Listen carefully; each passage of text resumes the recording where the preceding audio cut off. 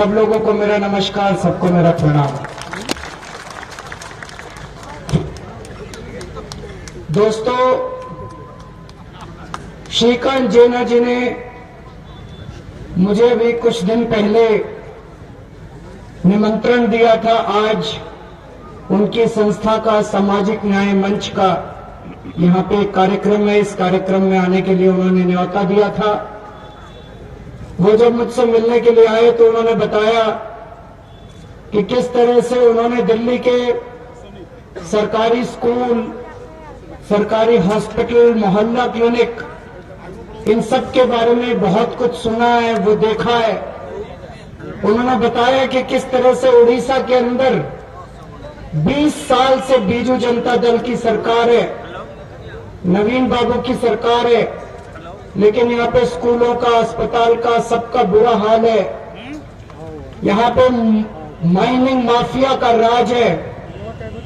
उन्होंने मुझे निमंत्रण दिया कि मैं यहाँ पे आऊं और आप सब लोगों से बातचीत करूं। मैं श्रीकांत जेना जी का आभारी हूं कि आज उन्होंने आपके बीच में मुझे आने के लिए आमंत्रण दिया। दोस्तों, आम आदमी पार्टी कोई पार्टी नहीं है। हम लोग बहुत छोटे लोग हैं, हमें राजनीति करनी नहीं आती है।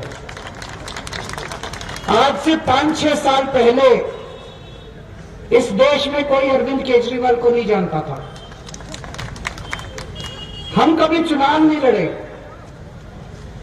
हमने कभी जिंदगी में नहीं सोचा था कि चुनाव लड़ेंगे। हमने कभी जिंदगी में नहीं सोचा था कि एक दिन पार्टी बनाएंगे, चुनाव लड़ेंगे और जीत भी जाएंगे। ये संजय सिंह, निशिकांत, अरविंद केजरीवाल, हम बहुत मामूली लोग हैं, बहुत छोटे लोग हैं। ये देश आज से 70 साल पहले आजाद हुआ था। 1947 में ये देश आजाद हुआ था। आसानी से आजाद नहीं हुआ था। बहुत लोगों ने अपनी जान की कुर्बानी दी थी।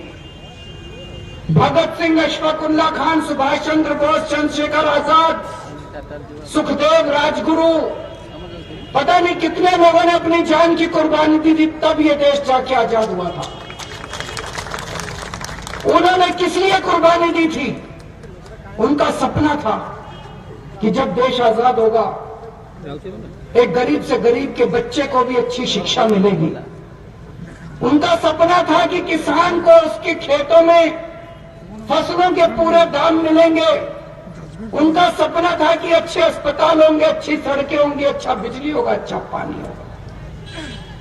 पिछले 70 साल के अंदर इन सारी पार्टियों ने मिलकर इस देश का बेड़ा गर्क कर दिया। दोस्तों, बीजेपी, कांग्रेस, बीजू जनता दल, जितनी पार्टियां हैं, इन सारी पार्टियों ने मिलकर 70 साल में केवल और केवल देश को लूटा है।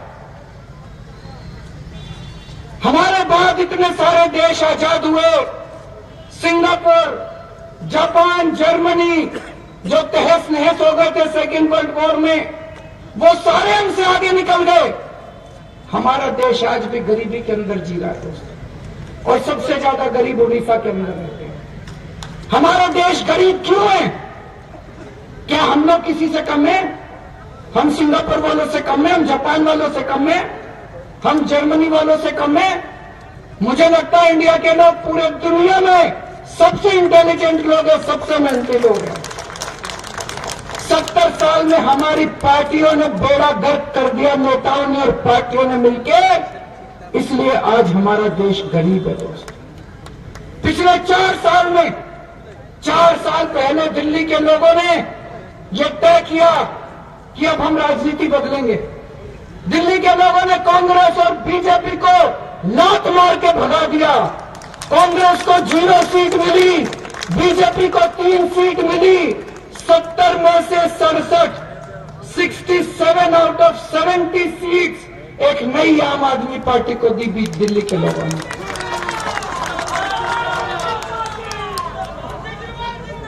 और उसके बाद दिल्ली का पूरा हुलिया बदलने लग गया। जब हमारी सरकार बनी, दिल्ली के सरकारी स्कूलों की हालत उड़ीसा के सरकारी स्कूलों से भी ज्यादा बदतर थी।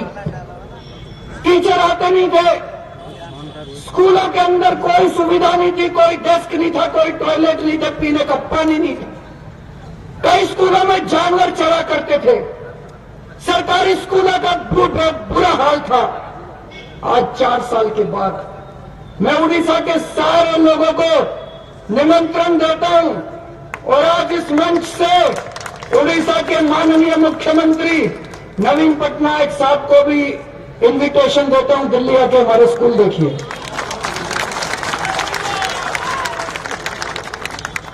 अगर मैं झूठ बोल रहा हूं मुझे बताइए। आके हमारे दिल्ली के सरकारी स्कूल देखिए। आज दिल्ली के सरकारी स्कूलों के रिजल्ट प्राइवेट स्कूल से 10% ज्यादा अच्छे आ रहे हैं। 10% ज्यादा। कभी सुना था 70 साल में आजादी में किसी भी राज्य में किसी भी पार्टी की सरकार में सरकारी स्कूलों के इतने अच्छे रिजल्ट आ रहे हैं? शानदार सरकारी स्कूल। लोग अब अपने बच्चों को प्राइवेट स्कूल से निकाल के गवर्नमेंट स्कूल में एडमिट करवा रहे हैं। हमारी दिल्ली के अंदर प्राइवेट स्कूल वाले पहले लूटा करते थे, हर साल फीस बढ़ाया करते थे। Development charge, library charge, picnic charge, फलाना चार्ज, दिन का चार्ज, हर साल पैसा लिया करते थे। 4 साल से एक भी प्राइवेट स्कूल को फीस नहीं बढ़ाने दी। और जिन प्राइवेट स्कूल वालों ने हमारे से पहले शीला दीक्षित की सरकार में फीस बढ़ाई थी, उनसे पैसे वापस दिलवाए, चेक वापस दिलवाए। भारत की आजादी में पहली बार हुआ। क्यों? क्योंकि हम पैसे नहीं खाते। आज अगर हम सारे प्राइवेट स्कूल वालों को मैं बोल दूं पार्टी फंड में पैसे जमा कराओ, अगर मैं बोल दूं शाम तक मेरे पास 100-200 करोड़ रुपए इकट्ठे हो जाएंगे, एक भी प्राइवेट स्कूल वाले से एक भी पैसा नहीं लिया। मेरा अपना बेटा दिल्ली के स्कूल में नहीं पढ़ता, नोएडा जाता है पढ़ने के लिए, डीपीएस नोएडा में पढ़ता है। आज दिल्ली का मुख्यमंत्री हूं, मैं दिल्ली के किसी भी स्कूल में अपने बेटे का एडमिशन करा सकता हूं, लेकिन मुझे पता है एक फोन करूंगा मेरे बच्चे का एडमिशन करने मेरे घर आ जाएंगे प्राइवेट स्कूल वाले। लेकिन मुझे पता है अगर मैंने अपने बच्चे का एडमिशन सिफारिश करके करवाया तो कल को स्कूल वाले फीस बढ़ाएंगे, मैं कमजोर पड़ जाऊंगा, मैं उनको रोक नहीं पाऊंगा। मैंने अपने बेटे के लिए भी सिफारिश नहीं की, इसीलिए हम दम के साथ छाती चौड़ी करके हम कह सकते हैं फीस बढ़ाने नहीं देंगे आप लोगों को। दिल्ली के अंदर हम बिजली पैदा नहीं करते, फिर भी 1 रुपए यूनिट के हिसाब से बिजली मिलती है। उड़ीसा बिजली पैदा करता है, फिर भी आपको 5 रुपए यूनिट के हिसाब से बिजली देते हैं। 5 रुपए 75 पैसे के हिसाब से बिजली। क्यों? हमारे से पहले जब हमारी सरकार बनी, कांग्रेस की शीला दीक्षित की सरकार थी, हर साल बिजली के रेट बढ़ते थे, हर साल बिजली के रेट बढ़ते थे। आज अगर मैं बिजली कंपनियों को केवल 50 पैसे यूनिट बिजली के रेट बढ़ाने दूं, आज 1 रुपए यूनिट मिलती है, मैं उनको 1.5 रुपया यूनिट करने दूं, भाई साहब शाम तक 200 करोड़ रुपए मेरे घर दे जाएंगे। वो दे जाएंगे कि नहीं दे जाएंगे? 200 करोड़ रुपए मेरे घर दे जाएंगे। लेकिन हम बेईमानी करने के लिए नहीं आए थे दोस्तों। आज 1 रुपया यूनिट, पूरे देश में सबसे सस्ती यूनिट बिजली आपको दिल्ली के अंदर मिल रही है। घर घर में हमने पानी पहुंचाया, गरीबों के लिए खूब सारी स्कीम लागू की, दलितों के लिए हमने स्कीम लागू की है कि अगर 12वीं के बाद किसी भी दलित परिवार का बच्चा इंजीनियरिंग में जाना चाहता है, मेडिकल में जाना चाहता है, प्राइवेट कोचिंग लेना चाहता है, प्राइवेट कोचिंग बहुत महंगी है, हमने दलितों के लिए स्कीम चालू की है। कोई भी प्राइवेट कोचिंग कॉलेज में एडमिशन ले लीजिए, सारी फीस दिल्ली सरकार देगी, फ्री में आपकी कोचिंग होगी। बहुत सारी स्कीम लागू की है। आम आदमी पार्टी पार्टी नहीं है, आम आदमी पार्टी आजादी की दूसरी लड़ाई है। जो सपना लेके भगत सिंह, चंद्रशेखर आजाद, सुभाष चंद्र बोस, जो सपना उन लोगों का था कि हमारा देश आजाद होगा, मजदूरों को पूरा दाम मिलेगा, किसानों को अपनी फसलों का दाम मिलेगा, अच्छे स्कूल होंगे, अच्छे अस्पताल होंगे। वो आजादी के दीवानों का सपना पूरा करने के लिए आम आदमी पार्टी बनी है दोस्तों। अब क्या आप लोगों को करना है? उड़ीसा के अंदर भी अच्छे स्कूल हो सकते हैं, उड़ीसा के अंदर भी अच्छे अस्पताल हो सकते हैं। 20 साल से यहां पे बीजू जनता दल का राज है। आज पूरा का पूरा माइनिंग माफिया के कब्जे में है पूरी की पूरी सरकार दोस्तों। गलत तो नहीं कह रहा मैं? आज जैसे मैं उड़ीसा आया, एक व्यक्ति ने आके मुझे बोला सर बीजेडी बीजेपी की जेब में है और कांग्रेस बीजेडी की जेब में है, और उड़ीसा के अंदर बीजू जनता दल की सरकार नहीं है, भाजपा, कांग्रेस और बीजू जनता दल की गठबंधन की सरकार है। कोई अपोजिशन नहीं है, सब मिल बांट के खाते हैं, मिल बांट के बैठते हैं, सब मिल बांट के सब कुछ होता है। हर 5 साल में एक दिखावा कर देते हैं चुनाव का, आपस में डिसाइड कर लेते हैं इतनी सीट तुम ले लेना, इतनी सीट तुम ले लेना। आपको तय करना ही, आप ही बदल सकते हैं और कोई नहीं बदल सकता। जैसे दिल्ली के लोगों ने डिसाइड किया था, उन्होंने कांग्रेस और बीजेपी को हटा के एक नई पार्टी को वोट दिया था। आम आदमी पार्टी को कोई नहीं जानता था, एक नई पार्टी थी। अन्ना आंदोलन से, भ्रष्टाचार के खिलाफ आंदोलन हुआ, उसमें से हम लोग निकले थे, जेल गए थे, डंडे खाए थे हम लोगों ने, पुलिस की डंडे लाठियां खाई थी, वहां से हम लोग निकले थे। आज उड़ीसा की चाबी आप लोगों के हाथ में, उड़ीसा का भविष्य आप लोगों के हाथ में। हमारे पास पैसा नहीं है चुनाव लड़ने का, आपको तय करना है।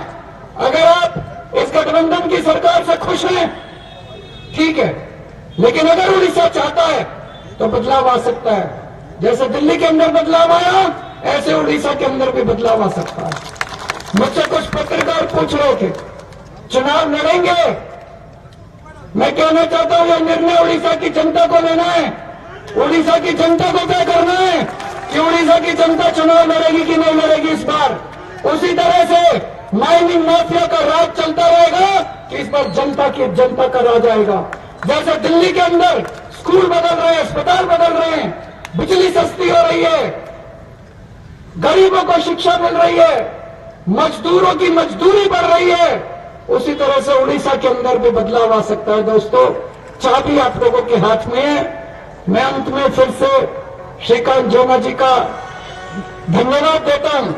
जैसे मैं चाहता हूं कि श्रीकांत जेना की तरह और भी जितने अच्छे लोग हैं, सब लोग इस आंदोलन में शामिल हो, सब लोग इस क्रांति में शामिल हो।